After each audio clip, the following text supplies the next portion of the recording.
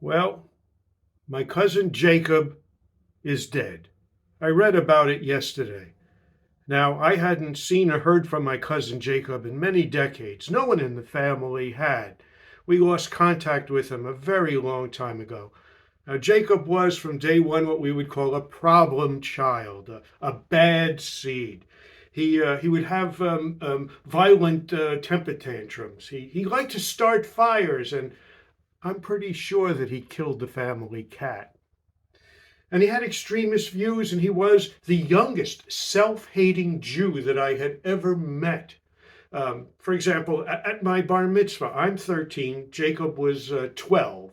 And I said to him, "Well, Jacob, I guess you're next. You'll be the next bar mitzvah in the family." And he said to me, "None of that Jewish shit for me. I hate that Jewish shit. I'm not going to get bar mitzvah." I said, "Of course you will. We all get bar mitzvah." He said, "Not me. I hate that Jewish shit." It's the way he said Jewish shit. It's like the SH at the end of Jewish formed the first letters of shit. It was like one word, one concept in his mind, Jewish shit.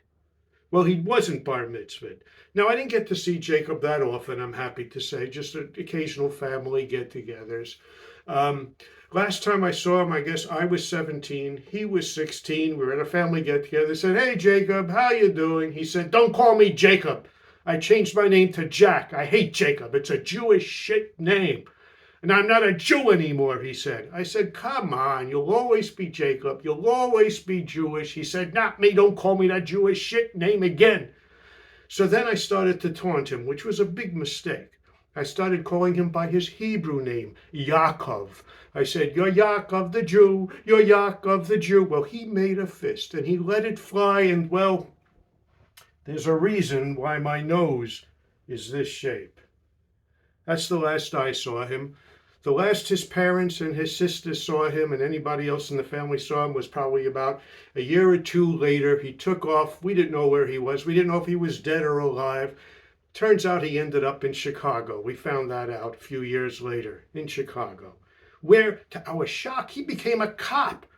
I can only guess that the Chicago Police Department was scraping the bottom of the barrel for recruits at that point in time. Now, I would occasionally look at the news to see if there was some story coming out of Chicago about an incident where the Chicago police were using excessive force, to see if Jacob's name was mentioned in there. And then, yesterday, I read about Jacob dying. Now, it seems that he was killed by his prostitute junkie girlfriend. After reading about Jacob's death, I read yet another study that links dementia with people who act out in their dreams.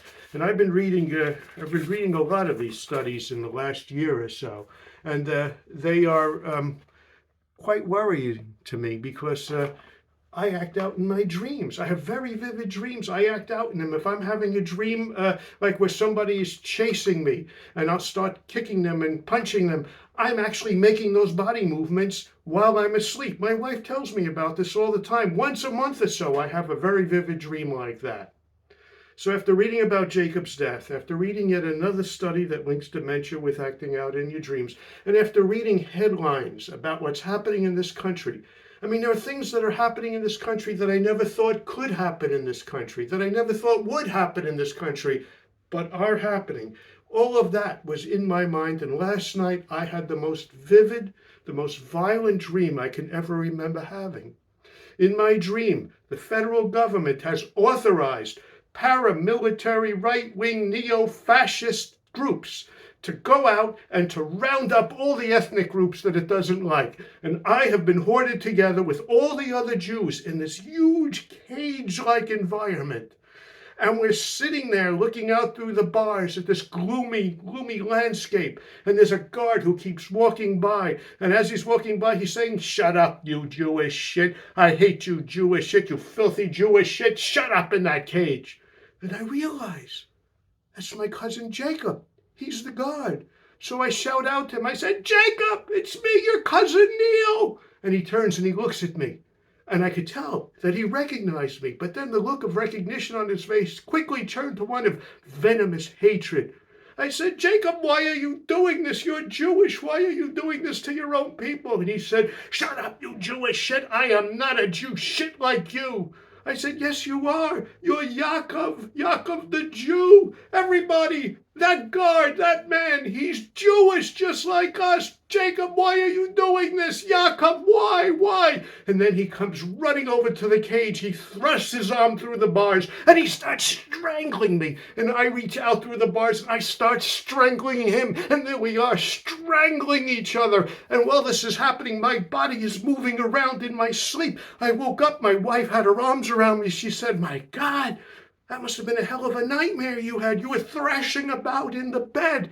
I'll probably have black and blue marks from this.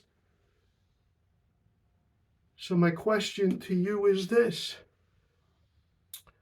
When the dementia starts, will I know it?